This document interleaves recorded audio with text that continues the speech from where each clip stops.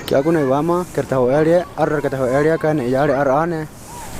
les doy nuevamente bienvenido a mi canal de Guaritzi López. El día de hoy nos encontramos aquí en la Basílica de Zapopan, en Guadalajara.